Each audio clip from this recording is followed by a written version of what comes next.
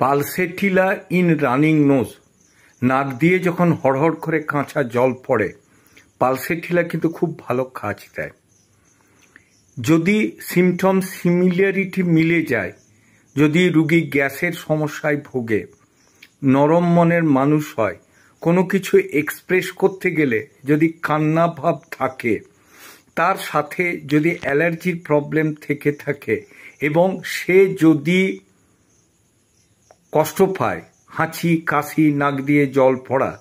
সেক্ষেত্রে কিন্তু পালসেটিলা দিয়ে আমরা কিন্তু মিরাকুলাস রেজাল্ট পাই।